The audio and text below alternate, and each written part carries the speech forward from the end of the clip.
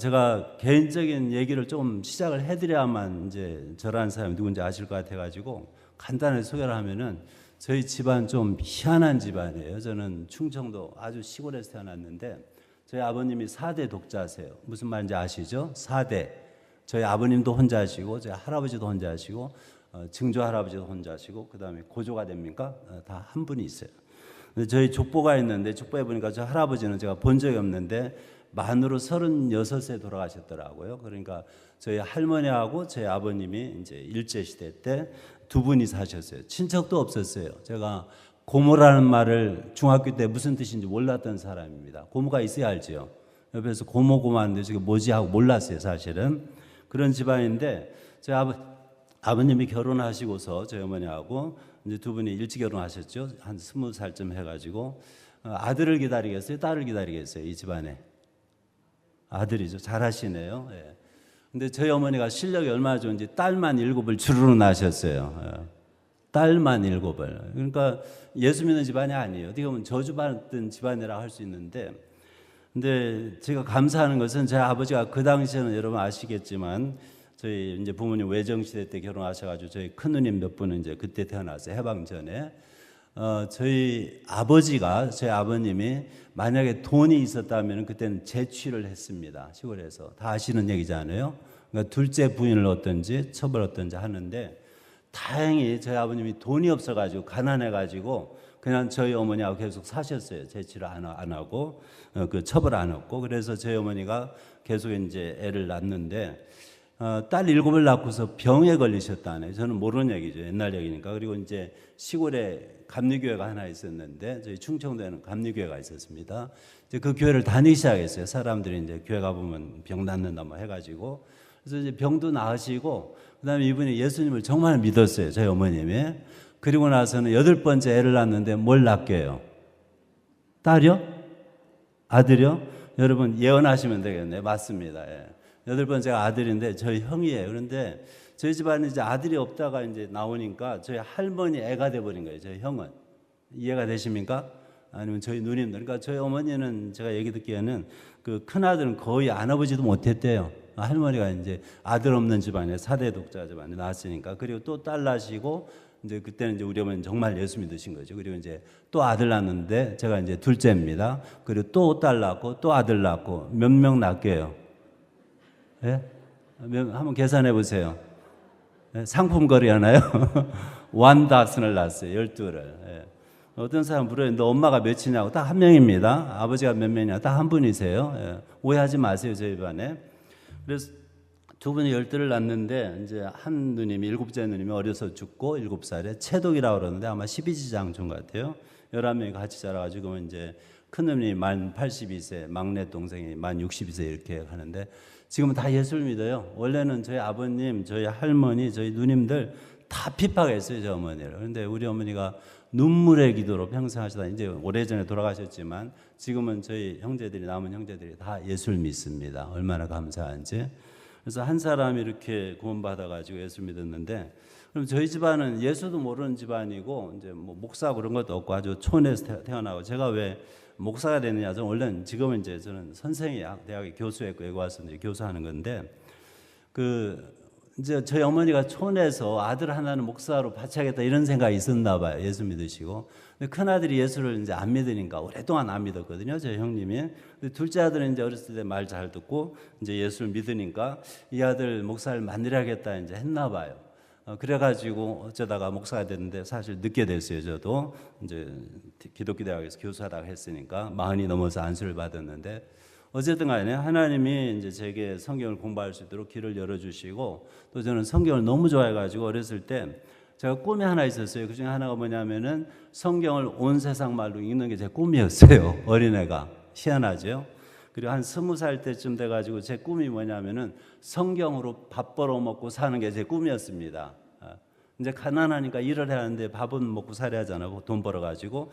근데 성경이 너무 좋아가지고 나 이 성경 공부하고 성경대로 살고 성경 가지고 어떻게 먹고 살 수 있는가 이렇게 기도했는데 하나님이 그 기도를 들어주시더라고요. 제가 이스라엘에서 공부할 때 핀란드 사람들 성경 번역을 도와주는데 저는 이제 사본학을 하니까 여러 고대 사본들을 읽어요. 그리고 이제 고대 언어 뭐 라틴어, 아람어, 헬라 이런 걸 다 읽으니까 그런 걸 이제 사본들 대조해 가면서 이제 자료를 번역자에게 주는 건데, 그걸 성경 읽으면은 먹을 게 있고요, 돈이 떨어지고, 성경 안 읽으면은 먹을 게 없는 거예요, 돈이 없는 거예요. 많이는 못 먹어도 그냥 먹고 살겠더라고요. 여러분 혹시 관심 있으면은 저한테 찾아오시기 바랍니다. 성경 가지고 어떻게 먹고 사는지 말씀을 드릴게요. 오늘 그 정도면 되겠습니까? 이제 자꾸 제 여기 대머리 생각하지 마시고 그냥 말씀 드리시기 바랍니다. 저는 중요한 인간이 아니니까. 오늘 제목이 세 단계 인생인데요. 인생에 대해서 이제 특별히 이제 연세 많으신 분들께서는, 어르신들께서는 이제 많이 생각하실 게 여러분 나이시 되면은. 그런데 인생이 뭐냐? 사람들이 질문을 많이 하는데 대답을 우리가 알잖아요. 철학자들이 옛날부터 시도했지만은 통일된 대답이 없어요. 근데 성경처럼 그 모든 것에 대해서 확실하게 대답해 주는 책이 이 세상에는 없습니다.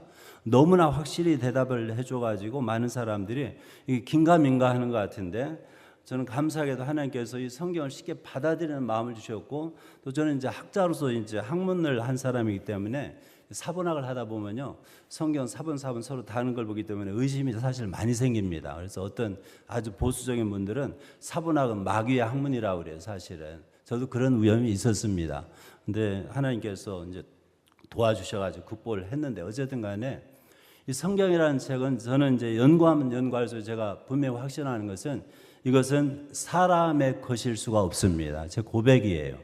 제가 무슨 대단한 사람이 되어서 성경이 하나님의 말씀이라고 믿습니다만은 그것을 증명은 못해요. 이걸 증명하려면은 창조 때 하나님이 창조할 때 옆에서 구경한다든지 지난 긴 역사 동안에 다 살펴본다든지 그래야만 하는데, 누가 그런 사람이 있겠어요? 그래서 제가 성경이 하나님의 말씀이라고 믿는데 증명할 수는 없어요, 제 실력으로는. 그런데 공부하면 할수록 느끼는 것은 이것은 하나님의 말씀일 수밖에 없다, 그런 고백을 저는 이제 학자적인 마음으로 합니다. 제가 신앙적으로 하는 게 아니고 정말 이것은 사람의 것일 수가 없어요.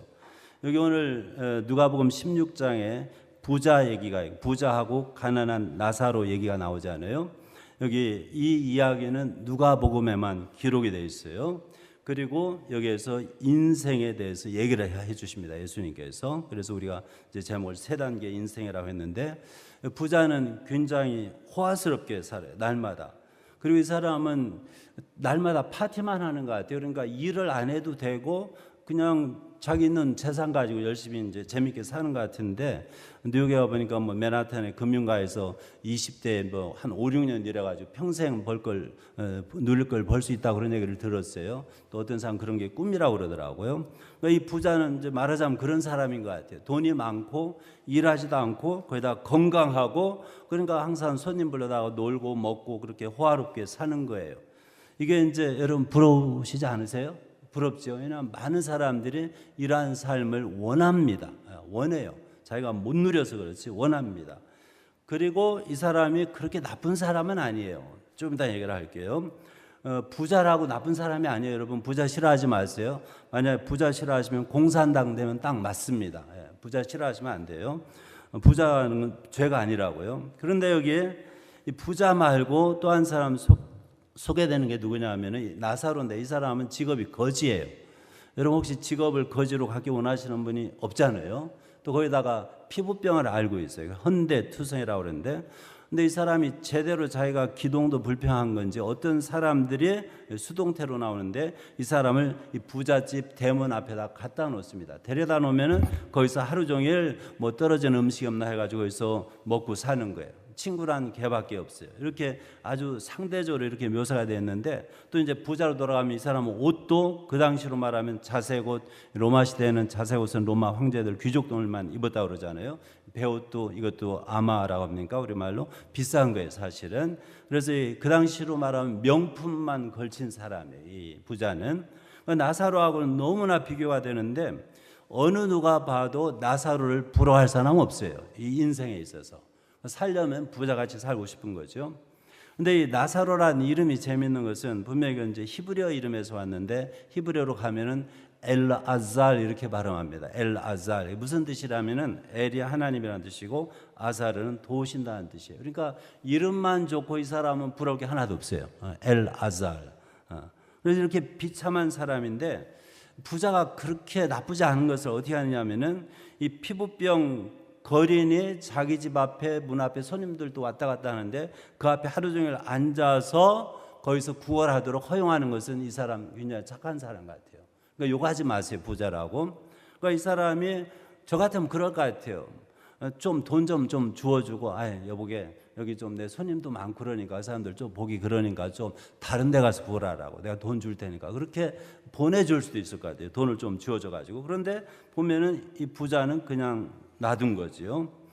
이 세상에는요, 부자하고 가난한 사람 또는 뭐 건강한 사람 또는 아픈 사람 이렇게 서로 다른 사람들이 같이 살아요. 그러니까 사람들이 상대적 빈곤을 느끼기도 하고요. 또는 가지고 있는 사람은 것이 돈이든 지식이든 권력이든 없는 사람을 무시하는 경향도 있고요. 저도 이제 대학에서 이제 일하다 보니까 지식인들의 문제가 뭐냐면은 지식이 없는 사람들을 무시하는 경향이 있고요. 또 이제 제가 돌아다니면서 중국 사람들 가르치다 보니까 어떤 사람 지식이 없는 사람을 지식 있는 사람들 무시하더라고요. 예를 들어 제가 파리에 가서 성경 가르치는데 어떤 젊은 사람이 저한테 물어요. 당신 박사하겠지? 그렇지. 근데 돈 얼마나 벌어? 그래요. 그 사람 장사하는데 국민학교도 제대로 안 나가지고 엄청나게 벌어요. 그러니까 하는 말이 박사해서 뭐냐고 돈도 못 벌면서 그 얘기 하더라고요. 그 얘기 맞아요. 사실은 제가 돈 벌려고 박사한 건 아니니까요. 그래서 저도 애들 교육할 때 우리 아이들한테 야 공부 많이 할 필요 없어. 하기 싫으면 하지 마. 저는 그게 제 모토였습니다. 네 아빠 공부 그렇게 해봤자 돈도 많이 못 버는 게 아니고 네가 하고 싶으면 하는데 하기 싫으면 하지 마. 하기 싫으면 괜히 고생해. 저는 하고 싶어서 한 사람입니다. 그래서 지식이든 부유한 거든 권력이든 이것을 잘못 자기가 판단하면은 그게 있다고 남을 무시하고 또 그게 없다고 남을 부러워하는 그런 사람들이 이 세상에 너무나 많아요. 저는 감사하게 저는 어느 누구도 부러워하지 않아요. 여러분이 저보다 머리털이 다들 많으신 것 같은데 저보다 연세가 많으신 것까지 포함해가지고 저는 절대 여러분을 부러워하지 않으니까 저를 불쌍한 눈으로 쳐다보지 마시기 바랍니다. 예. 그래서 이렇게 없는 것과 있는 것, 이 차이 때문에 사람들이 무시도 하고 잘난 척하고 부러워하고 이런 세상인데, 근데 이 세상에서 살다 보면요 이게 바뀌어요. 바뀔 수가 있어요. 부자가 가난한 사람이 되고 가난한 사람이 부자가 될 수 있고 건강한 사람이 병에 걸릴 수 있고 반대로 이렇게 바뀔 수가 있어요. 근데 모든 사람에게 똑같이 일어나는 일이 뭔지 아세요? 다 아시잖아요. 죽음입니다. 죽음. 죽음은 어느 누구도 피해가지 못해요. 이게 우리 인간들이 다 아는 사실이에요. 부자도 죽습니다. 가난한 사람도 죽습니다. 돈이 권력이 있는 사람 죽고요, 없는 사람 죽고요, 병자도 죽고요, 건강한 사람도 죽습니다. 그래서 우리가 이제 모든 사람이 다 태어나는 것부터 시작해가지고 태어나서 죽을 때까지 어떤 사람들은 요람에서 무덤까지 이렇게 얘기하는데 이 시간을 보통 이제 인생이라고 우리가 얘기를 하잖아요. 제 제목에 인생 25절에 살았을 때 그 표현입니다. 인생이라고 하는데 인생은 이제 뭐 다 아시는 얘기니까 시작점이 있죠. 출발점이 출생. 그다음에 끝나는 시점이 있습니다. 죽음. 보통 지금 전 세계 평균 연령이 얼마나 되는지 모르겠는데 한 7, 80년 잡아보면은 수명이 점점 늘어납니다. 그런데 수명은 늘어나는데 그 질은 별로 안 좋아지는 것 같아요. 제가 볼 때. 그래서 수명만 늘어나고 그냥 질은 떨어지는 것이 제가 볼 때 불행인 것 같아요. 제 개인적인 생각으로는. 그래도 많은 사람들이 이 수명을 늘리고 싶어가지고 안달인데, 근데 이 인생 동안에 우리 인생 동안에 여러분이 우리가 다 경험하는 건데 건강, 뭐 부유함, 또 인간관계 또는 뭐 달 형통하는 모든 형통하는 이런 일을 통해서요 행복하게 살 수 있어요. 사실은. 또 가난, 질병, 재난, 지금 이스라엘에 전쟁이 있잖아요. 기타 유산일 때문에 비참한 인생도 있습니다. 불교에서 뭐 고해라고 인생은 고해 고난의 바다라고 그러는데 꼭 그런 것만 아닌 것일 수 있어요. 뭐 행복하게 사는 사람도 있어요. 근데 모든 사람들이요 공통적으로 하는 일이 이 인생의 질을 향상시키려고 원하고 노력을 합니다. 그러니까 가급적 행복하게 싶은 게 인생의 소원입니다.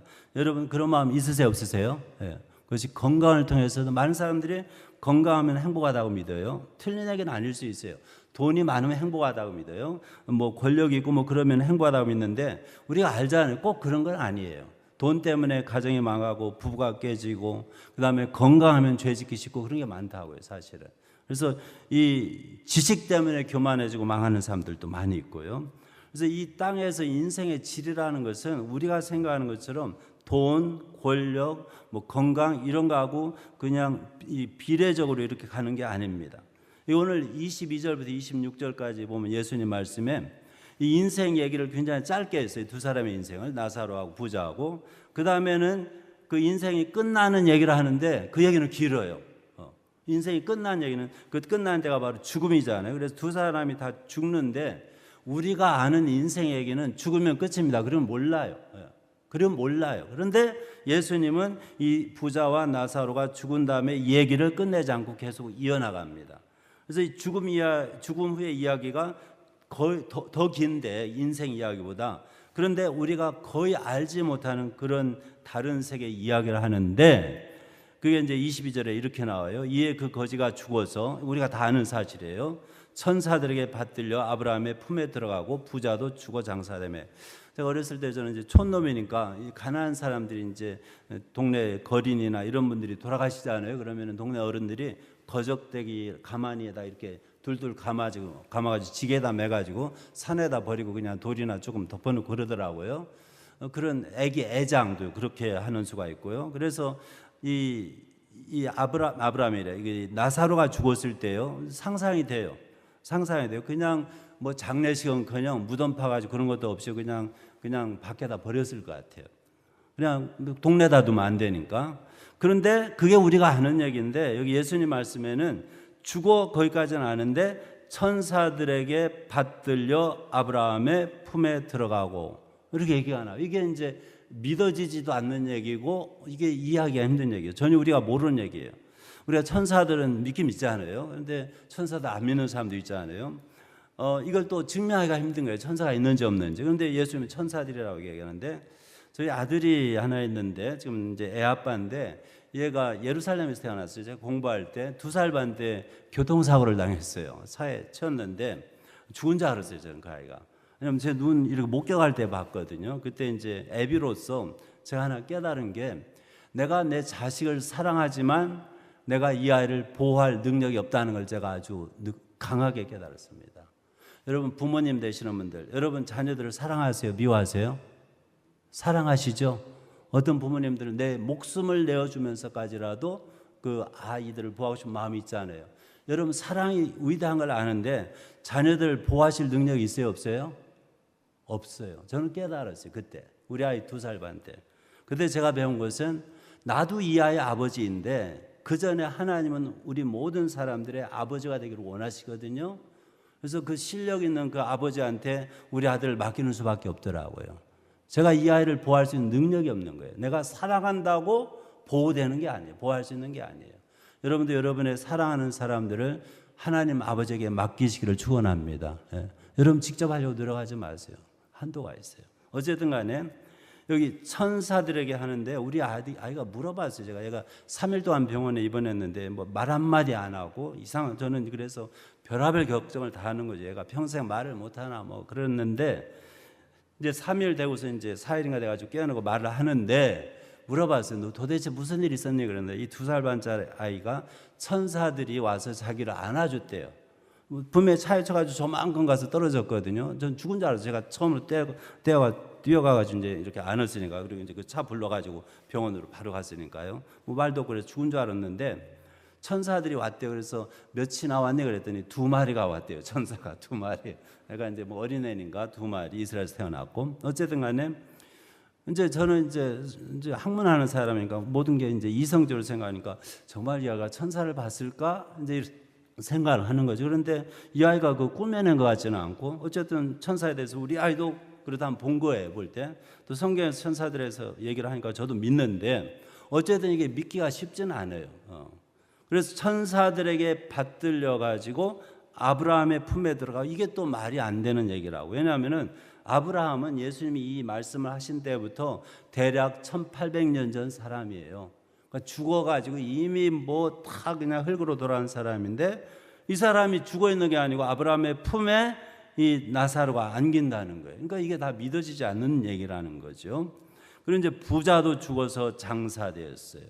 부자는 죽어서 장사. 아주 거창한 장례식을 이제 해줬겠죠. 엄청나게 많은 이제 장례객이라고 합니까? 호상객들 와가지고는 그 사람을 보내줬겠죠. 그리고 얼마나 그 사람 평생에 뭐 이자랑 저랑 얘기하면서 뭐 지켜 세워줬겠어요. 상상이 되잖아요. 그리고 무덤도 얼마나 크게 썼겠어요. 이스라엘 무덤은 부자들은 이렇게 바위를 파가지고 무덤을 그 안에 홀도 만들고 침실을 몇 개 만들고 거기다 이렇게 집어넣습니다. 그리고 이제 뼈가 나오면 뼈를 추스려가지고 한 곳에 두고 또 그 자손들 거기다 모아두고 이런 게 지금까지 남아 있어요. 여기까지는 우리가 반은 알고 죽은 건 알고 장사되는 것도 아는데 천사들에게 받들려서 아브라함의 품에 갔다 들어갔다 이게 모르는 얘기인데, 근데 이제 부자가 죽은 후의 얘기를 예수님이 계속 하시는데 23절에요. 그가 음부에서 고통 중에 눈을 들어 멀리 아브라함과 그의 품에 있는 나사로를 보고, 좀 설명을 드리면요. 음부라고 우리말로 번역한 말은 이제 중국에서 이제 철학에서 이런 단어를 쓰는데 히브리어에서 이제 기원하는데 히브리어는 슈올 그렇게 말합니다. 슈올. 그래서 우리말로 어떤 데는 스올 이렇게 음역을 했어요. 이것이 이제 헬라어로 이제 70인역이라고 있어요. 옛날에 유대인들이 예수님 모시기 전에 히브리어 구약성경을 몽땅 헬라어로 번역했는데 그 헬라 septuagint라고 하는 성경에 보면은 거의 100% 이 슈올을 보통 사람들 하데스라고 그래요. 현대 그리스어를 그러면 아디스 이렇게 읽는데 하데스, 영어로 헤이디스, H-A-D-E-S 이게 그리스 말입니다. 안 보이는 곳 이런 뜻입니다. 그냥 문자 그대로 하면은 그걸 슈올을 번역할 때 그 단어를 써요. 여기에 나오는데 그걸 음부라고 번역하는 거예요. 우리말로. 구약 성경에서 이 단어는요 지옥이 아니고요. NIV에서 hell 이렇게 번역한 걸로 알고 있는데 지옥이라는 뜻이 아니고요. 죽은 사람들의 가는 곳입니다. 그러니까 지옥도 천당도 아니고 죽으면 가는 곳을 옛날에 이스라엘 사람들이 슈올 또는 아디스 이렇게 묘사를 한 겁니다. 그러니까 이 부자는 죽은 사람들이 가는 그 거처에서 고통을 당해요. 그러니까 이 나사로하고는 완전히 반대인 거예요. 나사로는 자세한 말 없지만 아브라함의 품에 들어가서 아주 기쁘게 사는 거예요. 거기서 죽은 게 아니에요, 말하자면. 그런데 이 부자는 이 죽음의 세계, 이 슈올에 들어가서는 거기서 무서운 고통을 당합니다. 이 슈올을 우리말로 굳이 번역하면 저승이라고 하면 아마 될 것 같아요. 저승에 가서는 어마어마한 고통을 당합니다. 이게 다 이해가 안 되는 거예요. 이걸 누가 경험한 사람이 와서 얘기해 주는 것도 아니고 또 얘기해 준다 하더라도 이게 쉽게 믿겨지지 않잖아요. 근데 또 이제 계속 재미있는 것은 예수님에게 그 세계에서요 죽은 사람이 아무도 없어요. 아브라함도 살아있죠. 금방 죽었다는 나사로도 살아있죠. 금방 죽었다는 부자도 살아있죠. 또 이 사람들이 눈도 들어가지고 이렇게 서로 보죠. 여러분 한번 생각해 보세요. 여러분 할머님 돌아가셨어요. 여기 뷰잉이라는 게 있잖아요. 장례식 때 이렇게 보여주는 거 시체를. 그럼 여러분 할머니가 저기 누워있는데 이렇게 가서 이제 갔는데 할머니 이제 울려고 하는데 할머니가 갑자기 눈을 깜딱 뜨고서 우리 손자 왔니? 그러면 여러분 아마 까무라쳐서 놀라서 죽을 수도 있을 것 같아요. 근데 이 세계가 예수님 말씀에 의하면은 죽은 사람이 하나도 없는 거예요. 다들 살아있는 거예요. 눈으로 보고 대화도 합니다. 고통도 느끼고요. 이게 도무지 이해가 안 되는 거예요. 한마디로 죽음이 아니고 생명이 충만한 곳인 거예요. 이곳이. 이게 이해가 안 되는 거예요. 이것도 어떻게 보면 인생이라고 표현할 수 있는 그 인생보다 더 활발한 인생. 그 옛날 사람도 눈에 보이고 한번 딱 보면 누군지 알아보고요. 아브라함 본 적이 언제 있습니까? 그런데 알아보고요. 또 여기 살던 사람 나사로 부자는 알았겠죠. 아 저기 나사로 그것도 알아보고요. 서로 다 알아보는 거예요. 굉장히 흥미로운 부분인데 이 예수님 말씀 중에서 가장 흥미로운 부분이 24절부터 시작됩니다. 부자하고 아브라함의 대화가 나오는데 이제까지는요. 왜 나사로가 죽어서 그 좋은 곳에 갔는지 왜 부자가 죽어서 그 고통받는 곳에 갔는지 얘기가 없어요. 그냥 추측을 잠시 미루고요. 없는데 24절부터 이렇게 얘기가 나옵니다. 이제 이 부자가 이제 저 멀리 아브라함을 봐요. 아버지라고 해서 조상은 이제 히브리어에서는 똑같은 말로 씁니다. 아브라고 그러는데 아버지 아브라함이요 나를 긍휼히 여기사 나사로를 보내어 나사로도 알아봐요. 아브라함도 알아보고 본 적이 없어요 이 조상을. 근데 알아봐요. 그 손가락 끝에 물을 찍어 내 혀를 서늘하게 하소서 내가 이 불꽃 가운데서 괴로워하나이다. 얼마나 괴로우면 여러분 보통 불꽃 가운데 사람을 집어넣으면 재가 될 겁니다. 그렇죠? 근데 여기서는 불꽃 가운데서 고통을 당하는데도 타지도 않고 재로 변하지를 않아요. 그러니까 이게 도대체 무슨 일이냐 이거. 그냥 고통스럽게 고통만 당하는데 얼마나 고통스러우면 그냥 물 조금 묻혀가지고 혀를 조금이라도 좀 시원하게 해줬으면 좋겠다 이런 바람으로 그 아니까 나사로를 아니까 우리 집에서 밥 얻어먹은 친구인데 내가 그냥 거기 봐줬다 있게 했다 그러니까 보내달라 이런 식으로 얘기한 거죠. 그 부자가 죽은 게 아니고 살아있는 거예요. 지금 고통을 당하는 거예요. 아브라함에게 이렇게 부르짖습니다. 참 희한한 일이죠. 여기까지도 우리는 아직 왜 부자가 그곳에서 고통을 당하는지 모릅니다. 근데 아브라함이 25절에 대답을 해요. 아브라함이 이르되 예 너는 살았을 때에 좋은 것을 받았고 나사로는 고난을 받았으니 이것을 기억하라. 이제 그는 여기서 위로를 받고 너는 괴로움을 받느니라. 이 말씀을 우리가 잘 이해를 하셔야 하는데, 해석을 하셔야 하는데, 잘못 이게 해석되면요, 이 땅에서 행복하게 살면은 저곳에 가서 엄청나게 고난당하고, 이 땅에서 고난당하면 저쪽에서 위로받고 아주 행복하게 산다, 이렇게 이건 잘못된 해석인데, 만약에 그렇다면은 저는요 이곳에서 실컷 고생하다 갈 겁니다. 실컷 고생하다 갈, 그게 확실하다면. 왜냐하면 거기서는 영원한 세계인데, 여기서는 상황이 바뀌어요. 부자가 가난하게 바뀔 수 있고, 건강한 사람이 병들고, 병든 사람이 이렇게 바뀔 수 있는데, 건강하게. 거기서는 한 번 가면은 거기에 박혀가지고 영원히 거기서 빠져나오지를 못해요. 그냥 거기에서 고생하든지 영원히 행복하든지. 만약에 여기서 고생해서 거기서 행복하다면 저기서 실컷 고생하겠다는 거죠. 그런데 그런 해석은 타당성이 없습니다. 좀 아브라함의 말 이상하게 들리는데 계속 읽어보면 알아요. 그런 뜻은 아니에요. 그래서 부자가 도대체 무슨 문제가 있느냐? 이제 그것을 우리가 계속 이제 캐물어하는데, 이 사람은 이제 여기서 조금 추측을 해보면은 이 자기가 생각하는 행복한 인생을 추구한 사람이에요. 성공한 사람이에요. 돈을 많이 벌고 건강하고 뭐 권력이 있었는지 없었는지 모르겠지만 지금 돈이 있으면 지금은 자본주의 세상에 권력이 따르잖아요. 돈 있는 사람이 양반입니다. 지금 옛날하고 달라요. 그래서 이 사람은 아주 행복하게 살았는데, 남부럽지 않게 살았는데, 이 사람이 그게 제일 중요하지 않다는 사실을 모른 거예요. 더 중요한 것이 있다는 것을 모른 거예요. 그 정도까지 우리가 추측을 할 수가 있어요. 좀 기다리시기 바랍니다. 26절에 아브라함이 하는 말이에요. 그뿐 아니라 너희와 우리 사이에 큰 구렁텅이가 놓여 있어서 여기서 너에게 건너가고자 하되 갈 수 없고 거기서 우리에게 건너올 수도 없게 했느니라. 무슨 말이냐면은 죽어서 가는 곳에 한 번 가면은 영원히 그 자리에서 못 움직입니다. 여기서는 지금 말한 것처럼 바뀔 수가 있는데 거기는 안 그래요. 그러니까 여기에서는 잠시 불행하게 살지라도 그곳에 갈 때는 반드시 행복을 원한다면은 행복한 곳으로 가야 한다는 것이죠. 굉장히 중요한 일입니다. 다른 곳으로 건너가는 게 불가능해요. 여기하고 달라요, 이 세상하고. 아직까지 부자가 무슨 문제인지 모르는데 27절부터 이제 대답이 나옵니다. 여기 이제 자기 요청이 거절됐어요. 나사로 안 보내주겠다는 거예요. 못 간다는 거예요. 구렁텅이 때문에. 그러니까 이 부자가 하는 말이 있어요. 27절에 이르되 그러면 아버지여 구하노니 나사로를 내 아버지의 집에 보내소서. 이 사람이 성경을 좀 아는 사람 같아요. 내 형제 다섯이 있으니 그들에게 증언하게 하여 그들로 이 고통받는 곳에 오지 않게 하소서. 이곳이 안 좋다는 거 아는데 살아남은 형제 다섯에게 좀 나사로 우리 친구들이 우리 형제들이 아닌가 보내가지고 이곳 얘기 좀 해주라 이거예요. 근데 여러분 누가요 죽었다 살아났다고 그 경험 얘기한다고 쉽게 믿어집니까? 안 믿어. 저 같으면 잘 안 믿어져요. 정말일까? 좀 의구심이 있을 것 같아요. 근데 이 가족을 사랑하는 마음, 나는 고생하더라도 남은 가족만은 좀 이곳에 오지 말라, 이 마음은 얼마나 훌륭한 남자입니까?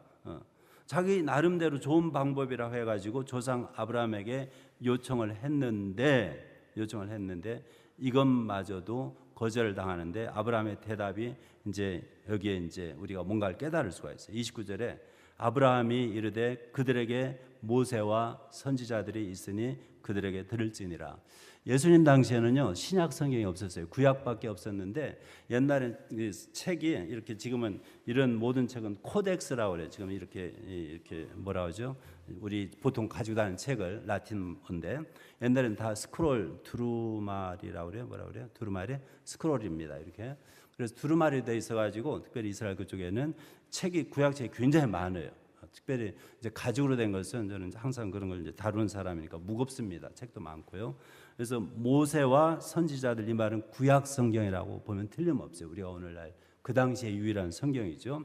그러니까 아브라함이 하는 말이 이 땅에 사는 사람들 인생들에게는 성경이 있어. 성경 말씀 들으면 돼. 그러면은 다 알 수 있어, 이 말이에요.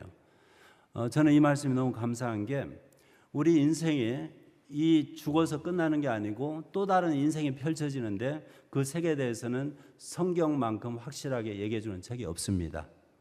저는 솔직히 누가 죽었다 살아났다 거기에 관심 없어요. 솔직히. 왜냐하면 성경에서 다 얘기를 해줘요. 그 사람들 틀린 얘기일 수도 있고 이상한 거 얘기할 수도, 돈 벌려고 꾸며서 한 얘기일 수도 있고요. 그런데 성경에서 아브라함 얘기가 성경에 다 있으니까 성경 말씀 들어. 그렇다면은 이 부자의 문제가 이제 보이는데, 이 사람은 살아생전에요, 나름대로 인생의 행복을 위해서 돈도 많이 벌고 건강도 추구하고 그다음에 권력을 얼마나 얻었는지 모르지만 남들이 부러워하는 삶을 살았는데, 이 사람이 놓친 게 있어요. 하나님 말씀인 성경에 유의하지 않았습니다. 이것이 인생에서 가장 비극적인 일이었어요.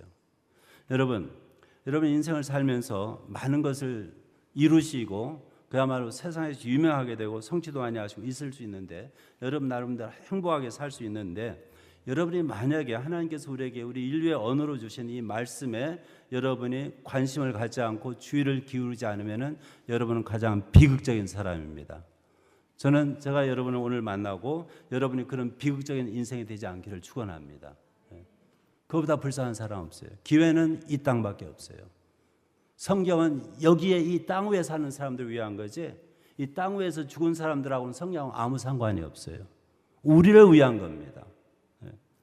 저는 하나님께서 저 같은 촌놈에게 이 성경이라는 책을 굉장히 재밌게 만들어 가지고, 제가 심지어는 성경 중독에 걸렸어요. 사실은 안 보면은 좀 저기예요. 그래서 저는 대학 1학년 때 만 18살에 신약이 헬라어로 되어 있어요. 헬라어로 혼자 배워가지고 1년에 마스터하고 그다음에 바로 가르치기 시작했는데, 군대 갈 때요, 제가 헬라 성경 조그만 걸 여기다 해가지고요, 그거 항상 보고 싶어가지고, 성경을 그냥 군대 가면 또 자유롭지 못하잖아요.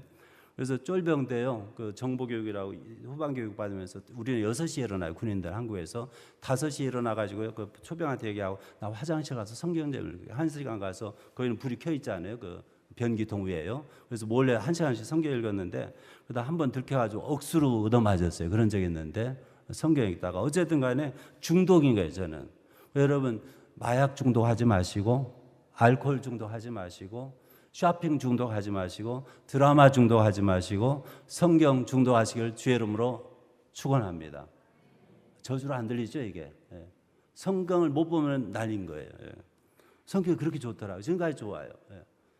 하나님의 말씀을 읽으니까 너무 좋은 거예요. 여기서 제가 정말 인생이 뭔지, 내가 정말 행복한 길이 뭔지 그걸 이제 아는 거예요. 이게 성경이 얘기해 주는 거예요.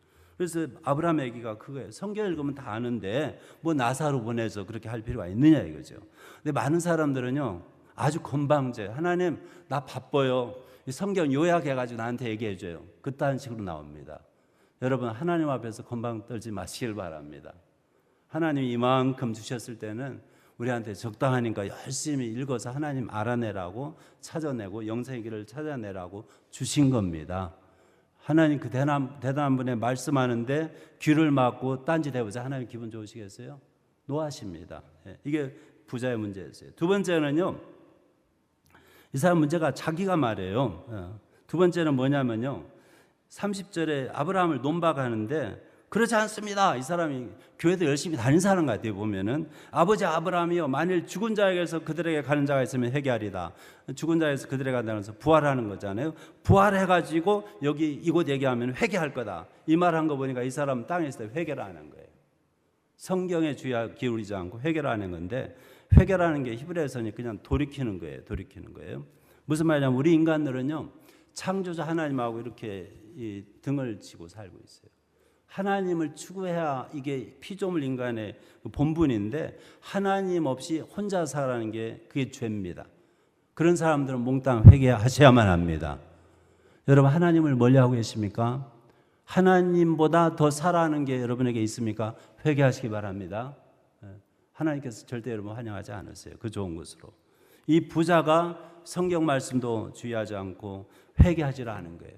자기가 좋아하는 것을, 아마 많은 종교인들이요, 내가 추구하는 것을 하나님을 이용해서 누리고자 하는 거지 하나님이 좋아서 믿는 것 같지는 않아요. 제가 볼 때.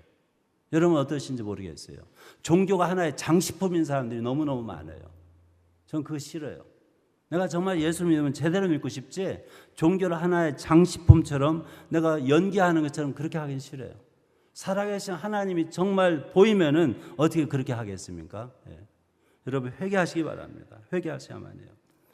이 사람이 부자가 놓친 게 바로 하나님 말씀에 귀를 기울이지 않고 않고 믿지도 않고 회개하지를 않은 거예요. 그래서 아브라함이 마지막 하는 말이 모세와 선지자들에게 듣지 아니하면은 아무리 부활해도 믿지 않아, 설득당하지 않아. 그러니까 하나님의 말씀으로 설득당하지 않으면은 아무리 기적을 봐도 그 안 믿는다는 그런 얘기인데, 이런 식으로 끝나는데요. 저는 여전히 이런 예수님의 말씀이 있음에도 불구하고 이게 믿어지기 힘들다는 건 저는 알아요. 제가 이제 이 학자로 훈련을 받았기 때문에 모든 게 저도 의심을 굉장히 많이 하는 사람이에요, 사실은. 그런데 제가 이런 생각을 이제 하나님께서 지혜를 주시다고 저는 생각하는데, 보세요, 여러분 옛날에 어디서 사셨습니까? 기억나세요? 모르시죠? 저는 알아요. 여러분 어머니 뱃속에서 사신 적 기억나세요? 9개월 동안 사신 거 아세요? 우리 한국 사람들 10개월, 중국 사람들도 10개월이라고 하는데, 제가 통계가 아니고 찾아보니까요, 분만은요 대략 임신 후 약 38주, 여성의 마지막 정상 월경 기간으로부터 40주. 그래서 한국 사람, 중국 사람들은 10달이라고 하고 여기 서양 사람들은 9달이라고 그러잖아요. 여러분 9달 동안 대략 여러분 어머니 뱃속에서 사셨어요. 기억나세요? 안 나세요? 좀 젊은 분한테 물어봐야겠는데. 기억나세요? 안 나세요? 그게 여러분의 첫 집입니다. 안 믿는 과학자들도요, 이 낙태 그거 찬성하는 과학자들도 얘기를 해요. 그 진짜 라이프라고 얘기를 합니다. 과학자들도 제가 찾아보니까. 그래서 그 태아도, 그 피터스 태아도 정말 생명체인데, 그 생명체가 아니라고 부정하면 안 되고 또 생명체예요. 그래서 저는 이제 언어에 관심 있는 사람이니까 어떤 언어학자 그런 얘기를 하더라고요. 인간이 언제부터 언어를 습득하느냐면은 뱃속에서부터 습득을 한대요. 다 듣는데요. 그래서 요즘에 뭐 태아 교육 뭐 이런 얘기 하잖아요. 그래서 그 아이가 거기서부터 많이 듣기 때문에 엄마들이 얘기를 많이 해주라는 거죠. 근데 이 태아가 분명한 생명체인데 이 아이의 그 세계는 굉장히 좁아요. 그리고 흑암이에요. 어두워요. 그리고 물로 차 있어요. 여러분 기억나세요? 조금씩 기억나죠 이제? 예? 이제 좀 기억나죠? 나이 드신 분들도. 창세기 1장 2절하고 너무 똑같아요. 하나님이 처음으로 천지를 창조하시고요, 땅이 공허가 험다는데 거기 흑암이 있고요, 물로 가득 차 있어요. 너무나 비슷한 거예요. 그러니까 우리 첫 번째 그게 인생인 거예요. 첫 번째 단계인 거예요. 엄마 뱃속에서. 그리고 거기에서 저는 상상을 해봐요. 옛날 내가 살던 그 얼마나 행복해요. 엄마가 건강하면은 아이도 건강합니다. 일반적으로 그렇죠? 엄마가 잘 먹으면 아이가 배부르게 먹어요. 그래서 엄마한테 이렇게 의존해가지고 사는데 물속에서 날마다 헤엄치면서 여러분 수영 잘했어요? 아세요? 기억나세요? 네. 이스라엘에서 공부할 때 이스라엘 사람들이요, 아이를 어디에서 출산하는 게 제일 안전한가 해가지고 물속에서 출산하는 게 제일 안전하다고 그러더라고요. 그래서 그걸 하더라고 이스라엘에서. 그래서 돌고래가 와서 돕기도 하고 그런 걸 이제 신문을 뉴스를 통해서 봤는데, 왜냐하면 물속에서 날마다 헤엄치며 다녔으니까 이 아이가.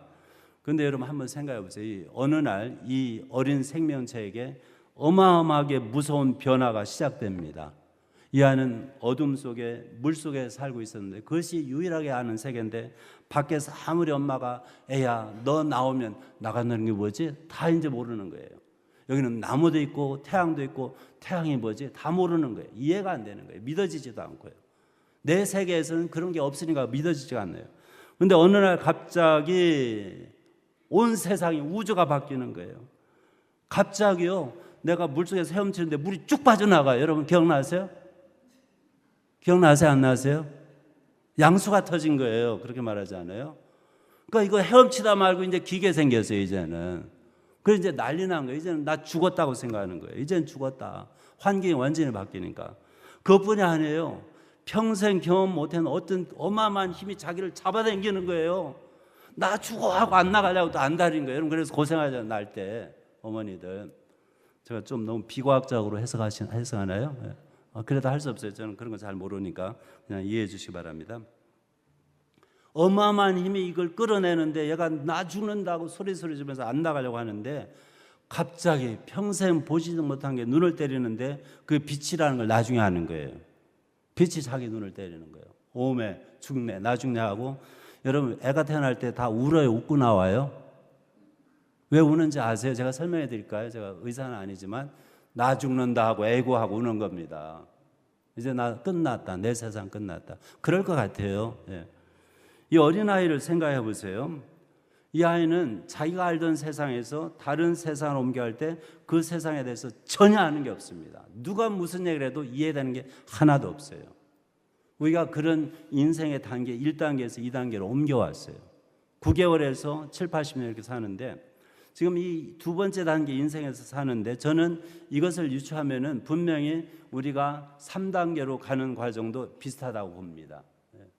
그래서 우리가 사실 우리 숨이 끊어지는 그 순간에 우리 육체는 흙으로 돌아가는 게 분명한데 저는 성경 예수님이 얘기하신 것이 그게 죽음이라고 보지를 않아요. 여러분 이해가 되십니까? 또 다른 인생의 단계로 옮겨가는 거예요. 우리 인간은 굉장히 신비해요. 우주도 신비한 게 많아요. 하나님 우리를 지으실 때 어설프게 짓지 않았어요. 이 육신이 썩는다고 우리 생명체가 끝나는 게 분명히 아니에요.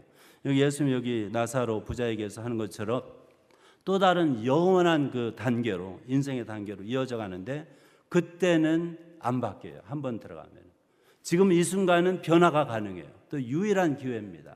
지금 이 두 번째 단계에서 여러분이 예수님을 만나지 못하시고 여러분이 창조자 하나님을 알지 못하고 여러분이 회개하지 않고 여러분이 생각하는 행복만 추구해 산다면은 여러분은 영원히 후회하실 겁니다. 후회하지 마시기 바랍니다. 저는 이게 분명히 믿어져요. 여러분 믿어지십니까? 믿어지십니까? 여러분 그런 영생의 확신이 있습니까, 여러분? 있습니까?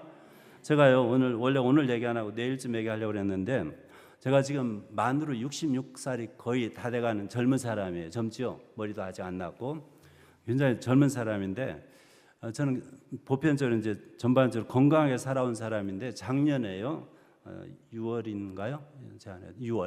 6월에 제가 갑자기 이 몸에서 피가 나오면서 병원에 있는 응급실에 갔어요. 그래서 백혈병 그런 진단을 받았어요. 그래가지고 35일 동안 병원에 입원을 했어요. 처음으로. 그리고 그동안에 30일 동안 항암 치료라는 걸 받고 그다음에 퇴원해가지고 또 80일을 항암 치료 받았으니까 며칠 받은 거죠? 110일. 그러니까 참 이게 호기심이 많으면 참 제가 호기심이 많거든요. 옛날에 대학 때 머리털이 얇고 이제 이게 바람 불면 왔다 갔다 하니까 아이 귀찮아 그랬더니 하나님의 그 기도를 또 들으셨어요. 그래가지고 다 정리를 해주셨어요. 지금 빚도 필요 없는데 여러분 기도 조심하시기 바랍니다. 예, 뭐 나쁠 건 없어요. 그런데 제가 항암 치료 얘기만 들으면 비교적 건강한 사람이고 저게 뭐지? 머리 빠진다는데 나 같은 사람도 빠질까? 이제 생각 좀 해봤어요. 그리고 우리 이제 저는 선생님과 우리 중고학생들이 이제 하면 그런 얘기 주위에서 이 나이면 많이 들리니까 얼마나 고통스러울까? 다들 고통스럽다고 하는데 그게 궁금하니까 하나님이 110일 동안 경험을 시켜주시더라고요. 단단하게. 그런데요, 여러분 잘 믿어지지 않을 수도 있는데 제가 그 기간 동안에 제게 영생의 소망이 있다는 걸 제가 분명히 확인을 했습니다. 제가 그 직전에 우리 학생들한테 그랬어요. 야, 우리 죽으면 다 더 좋은 데 가는데 왜 믿는 사람들이 뭐 암에 걸렸다 해가지고 징징 짜고 뭐 그러느냐. 나 같으면 파티해야 하는데 이런 얘기를 한 적이 있어요. 나도 모르겠는데 나 이제 곧 있으면 너희보다 먼저 천국 간다. 그럼 좋은 거 아닙니까, 여러분? 네. 그런데요, 제가 작년에 이제 응급실에 가서 의사가 얘기를 해주는데 솔직히 빨리 가고 싶더라고요. 제 아내한테 좀 미안해서 그렇지. 빨리 좀 쉬고 그러더라고요. 나 이제 중국 사람들한테 더 고생 안 해도 되겠다 하는데, 근데 의사가 계속 하는 말이 당신 이 백혈병은 치료가 가능한데 좀 오래 걸린다고, 빨리 급하게 해야 한다고. 그 얘기 들으니까 또 고생해네. 이렇게 지금도 와서 고생하잖아요, 이렇게요. 그래서 제가 35일 동안에 그 병원에서요 얼마나 기쁘고 감사하고 행복하게 지냈는지 몰라요. 그래서 병원에서 한테 이름을 주기를 The Happiest Patient가 됐습니다. 건강한 환자, 행복한 환자였습니다. 여러분 믿어지십니까? 그러니까 질병이라는 것은 뭐 고쳐주세요 기도한 적이 없어요. 그때 너무 감사하고 저도 몰라요. 그냥 하나님 은혜 감사하고요. 기도하면 눈물이 주르르 나오고 너무 감사해가지고 예수님 왜 나만 좋아하세요? 그렇게 편애하시면 사람들이 싫어해요. 저 사람도 좋아하시고 저 사람도 좀 관심도 갖고 제가 그렇게 기도했습니다. 35일 동안 별 이상한 기도를 다 했어요. 어쨌든 간에 저는 살아계신 하나님을 믿습니다. 제가 성경을 통해서 알기 시작했는데 제 인생을 살다 보니까 그 여러 번 경험을 통해서 보는데 하나님 제게 여러 가지 많은 일을 하셨어요. 오늘 아내가 왔는데 저 여자도 모르는 여자 하나님이 데려왔어요. 저는 그래요. 하나님은 제 아내를 주신 게 아니고 자기 며느리 데려왔어요. 그런 분이세요. 아내도 주시고 이것도 주시고 저것도 주시고 하나님이 너무 좋아요. 저는 예수님이 너무 좋아요. 왜 그런 분을 안 믿는지 모르겠어요. 불쌍해요. 안 믿는 사람들이. 너무 불쌍해요. 예수님은 하나님께서 우리에게 보내신 유일한 구세주이십니다. 믿어지세요? 성경에서 이 증거하는 이 모든 것들이 믿어지십니까? 이게 지식으로 믿는다고 믿어지는 거 아니에요. 저요 히브리어, 헬라어, 아람어 성경 원어들인데 저 선생님이다. 다 가르쳐요. 예. 고대사분 줄줄 읽을 수 있어요. 그게 제 직업이에요. 그런데 지식이 아니고 하나님을 아는 것은 이 삶으로 아는 거지 성경 원어도 아니고 제가 이스라엘 살았으니까 지리 얼마나 역사를 잘 알겠어요. 그게 아니에요. 내 삶으로 하나님을 아셔야만 합니다. 내 삶 가운데서 하루하루 삶 가운데서 정말 하나님이 살아계시고 정말 예수님이 내 주님이시고 그걸 여러분이 체험하셔야 한다고요. 그 얼마나 행복한 삶인 줄 몰라요. 근데 그런 기회가 이곳 지상에 살 때 유일하게 이때만 주어집니다. 그때 그러니까 이때에 다른 거 추구하시는 거 좋은데 하나님 더 잘 아는 거, 예수님이 누군지 더 잘 아는 거, 내가 왜 예수님이 필요한지 그걸 더 시간을 들이고 돈을 들이고 힘을 들여서 아시기를 바랍니다. 그렇지 못하면 여러분 영원히 불행한 인생을 살게 돼요. 저는 그러나 확신이 있는 사람이에요. 너무 고마워요. 내가 언제 이 생명이 끝난다, 목숨이 끝난다 겁이 안 나요, 사실은. 근데 병원에 있어서 저도 모르죠, 사실. 그런 얘기는 하지만 이론적으로 그랬지만 그런데 병원에서 그런 저는 이제 별거 아니라고 생각하는데 그 병조차도 어쨌든 간에 그런 상황에서 사람들은 다 저를 불쌍하게 그러는데 저는 그 사람들이 불쌍한 거예요, 오히려. 저는 너무 행복하고 기쁨의 눈물만 흘렸지 왜 내가 이런 병 걸려서 그런 거 없어요. 저 멀쩡하잖아요, 지금. 여러분, 제가 고쳐져서 고마운 게 아니고요. 그 순간에 하나님이 그 가운데서도 제게 그런 기쁨을 주셨고 하나님과 더 가깝게 갈 수 있는 그런 걸 주셨다는 게 그게 감사한 거예요. 제가 또 무슨 병 걸리는지 저도 모르거든요. 그건 개의치 않아요, 그런 것은. 하나님은 살아계십니다. 저는 증명할 수 없어요. 그런데 제가 알아요. 살아계세요. 너무너무 고마워요. 그래서 저는 기도가 하나님 왜 나를 사랑하십니까? 그건 좀 이해가 안 돼요, 저는. 나 같으면 나 같은 사람 사랑 안 할 텐데 왜 죄인을 사랑하시는지 그건 이해가 안 돼요. 또 우리한테 하나님을 사랑해 달라는 거예요. 그 사랑을 여러분 아십니까? 그 사람 저는 조금씩 깨닫는데 너무너무 좋아요. 제가 이 땅에 태어나서 가장 제가 고맙고 자랑스럽고 귀중하게 생각하는 것은 이 하나님 말씀을 통해서 예수님을 알게 됐다는 사실입니다. 다른 건 없어요. 저는 물론 이 성경 때문에 이 촌놈이 박사학위도 해보고 대학 교수도 하고 지금 중국 사람들한테 이것저것 여기저기 다니면서 강의도 하고 그러지만은 그건 별거 아니에요. 제가 볼 때 내가 하나님 안 거, 내가 예수님 안 거 너무 좋아요. 어느 무엇과도 바꿀 수가 없어요. 여러분 이런 예수님을 안 믿고 돈 버는데 건강 추구하는데 권력을 위해서 여러분 너무 추구하지 마세요. 그런 거 목숨 걸 일이 아니에요, 여러분. 우리가 진정 목숨을 걸고 추구해야 할 일은 우리 주님을 아는 겁니다. 히브리에서는요, 안다는 말이 우리 말하고 달라요. 남녀가 동침할 때 안다는 단어를 씁니다, 히브리에서는. 그러니까 친밀한 관계를 표현할 수 있어요. 그래서 내가 예수님을 안다 하는 것은 그냥 아는 게 아니에요. 그냥 내 지식으로 아는 게 아니고 그분을 내 체험으로 아는 거예요. 그러한 체험이 여러분 인생에 늘 있기를 축원합니다. 이제 말씀을 정리할게요. 제가 이제 약속한 50분이 조금 넘었네요. 한 2분 넘었나요? 자, 오늘 나사로하고 부자 얘기를 했는데요. 우리가 다 알잖아요. 다들 여기 얘기한 부자가 부러워요. 나사로는 아무도 부러워하지 않아요. 그런데 나사로에 대해서는 설명은 없습니다만은 이제 복선이 깔려 있잖아요. 나사로는 이 인생을 살면서 땅 위에서 그 두 번째 단계 인생을 살면서 다른 거 아무것도 없어요. 업적도 없어요. 내놓을 게 없어요. 명함에 내놓을 게 하나도 없는데 이 사람은 성경에 기록된 그 하나님에 대한 예수님에 대한 거 말하자면 우리로 말하면 우리 시대로 믿은 사람이에요. 다른 거 없어요. 그리고 이 사람은 회개한 사람이에요.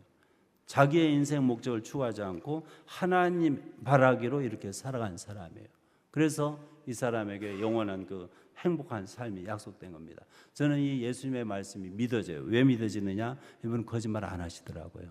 성실하신 분이세요. 예수님은 거짓말 한 적이 없어요. 그리고 믿어서 손해볼 게 뭐가 있어요, 여러분? 예?